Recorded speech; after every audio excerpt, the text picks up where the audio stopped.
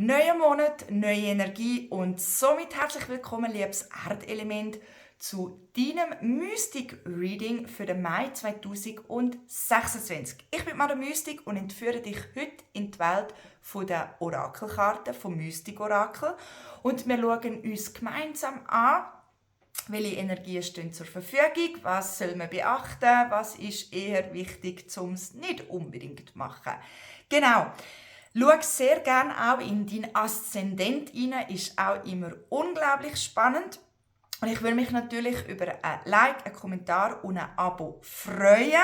Es ist ein kostenloser Support und bringt mich aber ganz fest weiter. Vielen herzlichen Dank dafür. Und falls du kein Video mehr verpassen willst, dann aktiviere gerne die Glocke, dann wirst du immer erinnert, wenn ein neues Video rauskommt.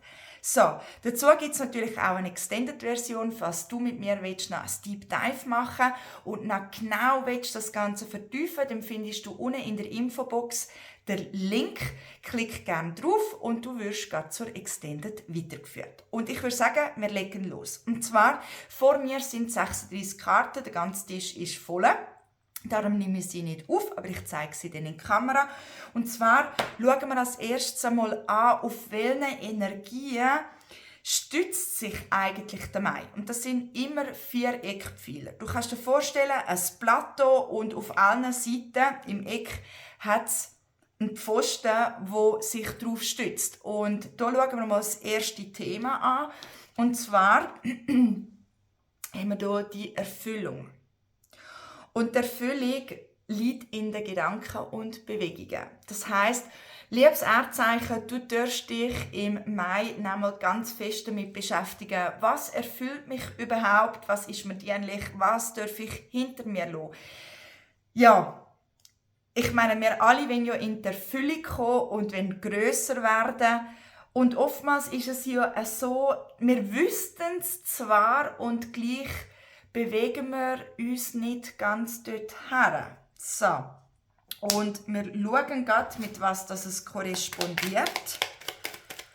Warum bewegen wir uns nicht dahin? Weil wir vielleicht an alten Strukturen nicht loslassen oder weil wir Angst haben, was die anderen sagen, wenn man vielleicht plötzlich grösser, farbiger, auffälliger wird. Genau. Und da kommen schon 2 Karten. Genau. Und da will ich uns natürlich sagen, liebes Erdelement, dass man halt eben schon so ein bisschen zu knabbern hat und das nicht seit gestern. Was bringt einem wirklich in die Erfüllung? Bin ich auf dem richtigen Weg? Oder die allbekannte Frage, die man sich vielleicht auch mal stellt, ist jetzt das alles in meinem Leben? Will ich so weitermachen, die nächsten paar Jahre, bis ans Lebensende? Ja, falls du das mit Nein kannst beantworten, dann geht es hier vor allem darum, dass man sehr liebevoll mit sich selber ist, ganz, ganz gut hineinspürt, weil die Antworten haben wir ja alle in uns drin.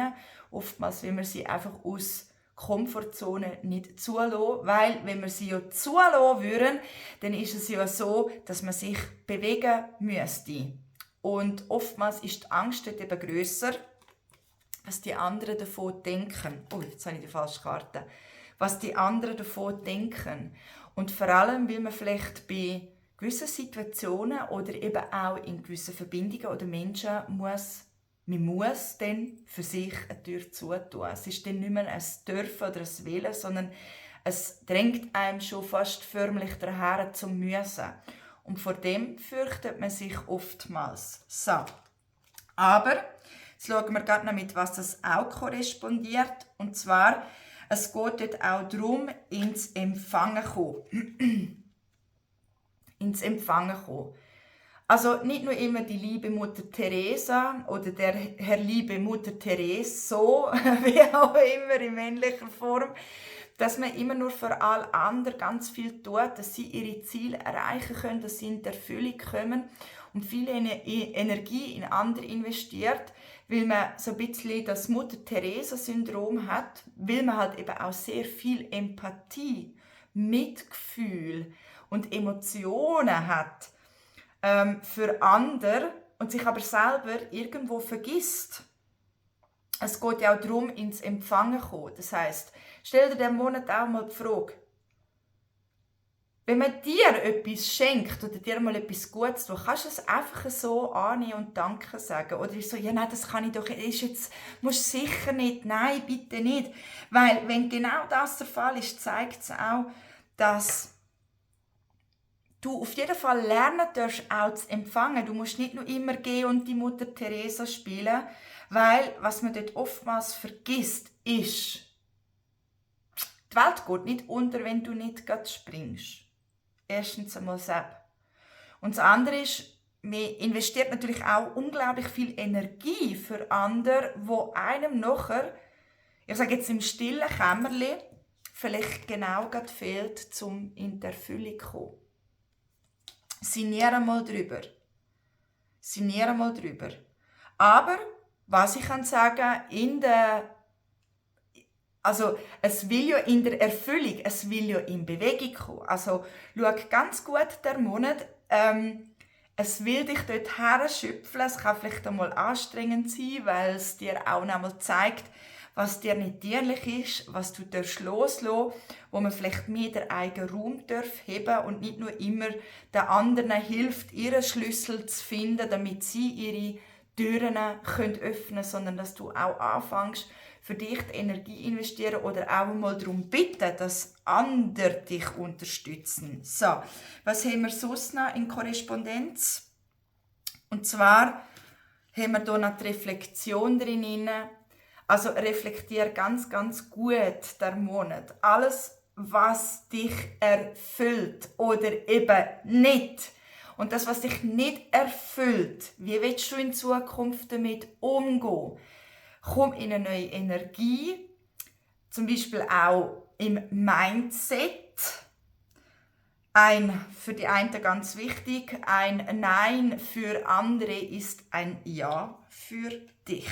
So, dann schauen wir nach, was haben wir im zweiten Standbein, im zweiten Eckpfeiler. Da haben wir die Emotionen.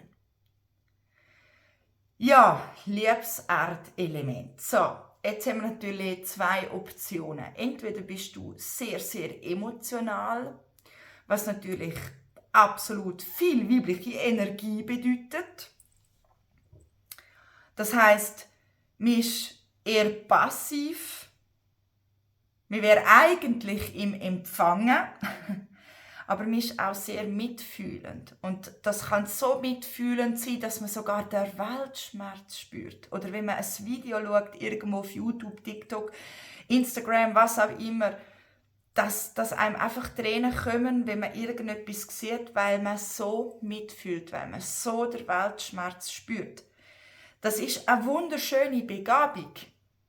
Das ist etwas ganz Schönes, weil es gibt viele Menschen da draussen, wo, ich sage jetzt mal ganz liebevoll, eine grössere Portion Empathie dürften besitzen.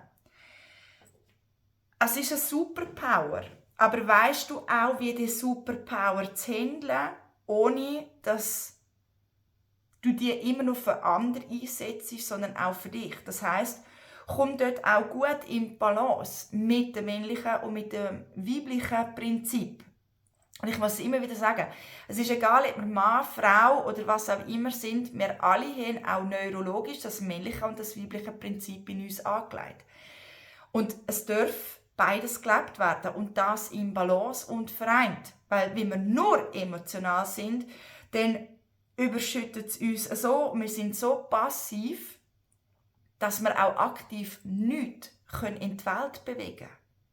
Also, schau dir ganz, ganz gut dazu. Also entweder fühlst du zu viel, das wäre die Situation 1, oder du darfst mehr in deine Emotionen kommen, um genau zu spüren, was deine Erfüllung ist, was dich erfüllt. Und Erfüllung heisst im Herz, was dich im Herz, im ganzen Dasein berührt. Nicht nur an der Oberfläche, es wäre schön und das ist nicht toll, sondern wirklich etwas, was dich richtig erfüllt und was dir gut tut. So, Dann haben wir den dritten Eckpfeiler, liebes Erdelement. Und das ist natürlich ganz, ganz spannend. Die Masken. Ja, ist schon spannend und ich will gar nicht irgendwie das gross vertiefen. Wir haben ja astrologisch ein ganz spannendes Phänomen gehabt, vor ein paar Tagen, wo wir einen Wechsel hatten, der in den nächsten 7 Jahren drin ist, wo es eben auch darum geht, quasi, jetzt werden die Masken fallen. Und da ist halt wirklich die Frage auch an dich, bist du wirklich authentisch? Zeigst du dich wirklich so, wie du bist? Oder sagst du den Leuten das, was sie gerne hören wollen? Oder du verhaltest dich so, wie die Leute gerne dich hätten?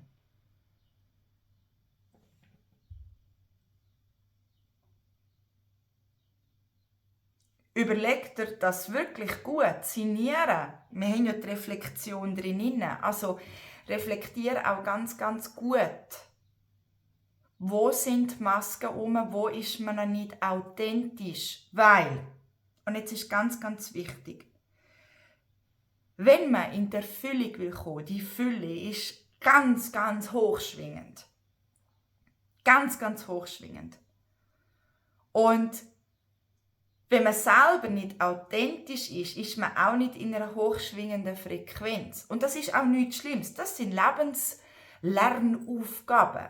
Wir alle tragen einmal Masken. Wir alle sind einmal irgendwie nicht ganz authentisch, weil wir auch etwas lernen dürfen. Das ist nichts Schlimmes. Aber wichtig ist, sich dafür nicht zu verurteilen, sondern das als Chance zu sehen, was man verändern kann, wo man sich nämlich mehr zeigen darf. Oder halt eben im Friedenslieb immer eine Maske anzuhaben, damit der Haussagen nicht schief hängt.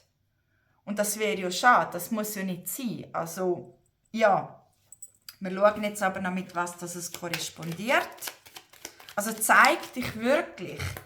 Sei es im Privatleben, wenn die ganz krasse Mutter Teresa da ist zum Beispiel. Ist vielleicht die Mutter Teresa und allen zu helfen und für jeden zu springen so im Vordergrund, weil man eben Angst hat zum Nein sagen, was die anderen denken und dann könnte vielleicht der Haussagen schief hängen.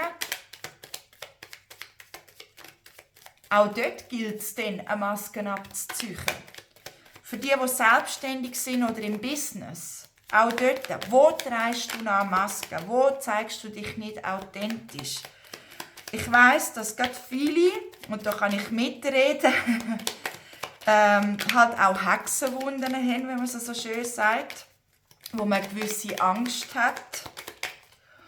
Und es geht dort nicht darum, dass wenn man aus dieser Hexenwunde rauskommt und eine Maske abzieht, dass man gerade irgendwie einen Marathon laufen muss. Falls du zum Beispiel gerade im spirituellen Bereich tätig bist und dort Angst hast, um dich zu zeigen oder willst irgendein Projekt starten in der Öffentlichkeit und es blockiert dich was, du musst nicht einen Marathon laufen, du kannst das Schritt für Schritt machen. Schritt für Schritt, eins ums andere. Indem, dass du dir erlaubst, einfach. Ich mache ein Beispiel. So. Du hast Angst vor Sichtbarkeit. So. Und du willst vielleicht auf Instagram irgendein Ding machen, einen Post. Ja, dann musst du nicht vor der Kamera hocken. Dann mach doch einen Post, wo das schon mal weg ist. Aber du musst ja nicht gerade einen Marathon laufen und dich quälen und sagen, ich muss jetzt mich gerade mit dem Gesicht zeigen oder ich muss jetzt gerade ein Video machen. Oder, das ist jetzt nur einfach als Vergleich. He? Einfach als Vergleich. Mach's Schritt für Schritt. Eins ums andere.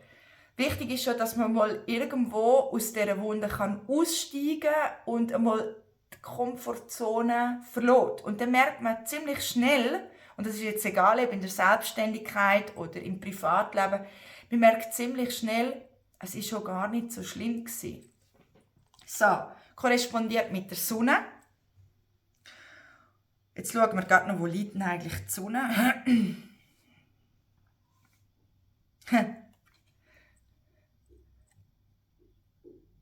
Es ist ja einem bewusst, wo Masken rum sind. Und es ist ja einem bewusst, liebes Erdelement, wo man sich mehr zeigen darf, noch mehr Ketten springen, alte Gewänder abstreifen oder die sogenannte Maske abziehen.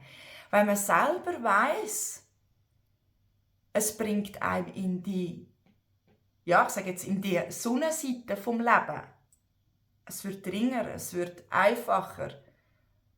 Und man nimmt auch Energie zu. Es gibt einem etwas zurück. Es ist nicht trüb und neblig. Es ist einem mehr als nur bewusst. Wir schauen den letzten Eckpfeiler an.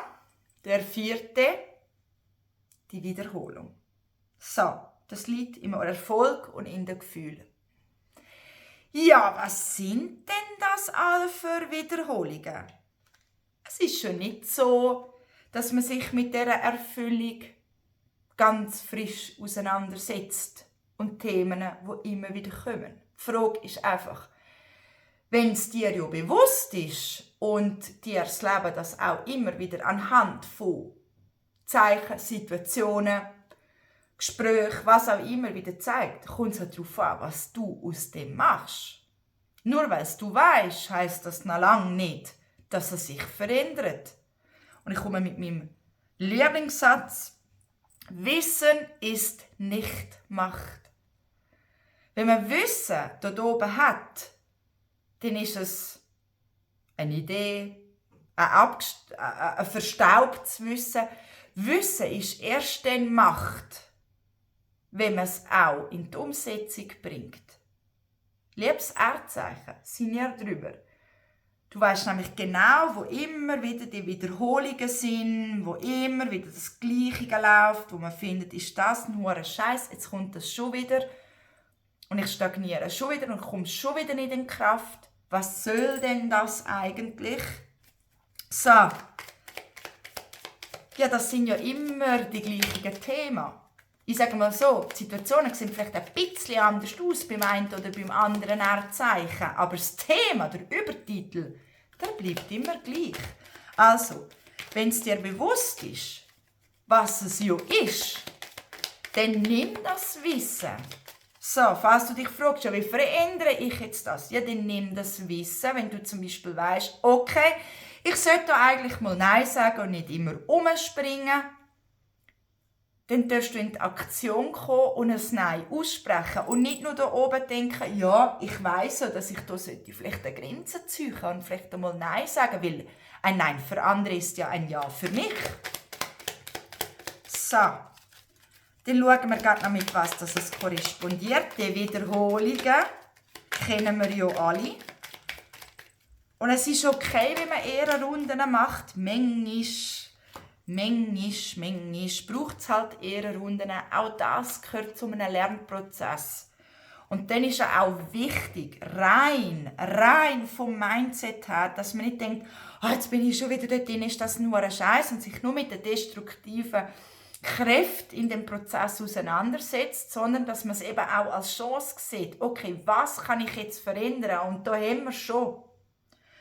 Und zwar, es geht darum, neue Wege einzuschlagen, aktiv werden, nicht nur passiv. Also, ich glaube, der grösste Teil der Erdelemente sind sehr passiv, sehr emotional, sehr mitfühlend. Ich sage es nochmal, es ist eine Superpower.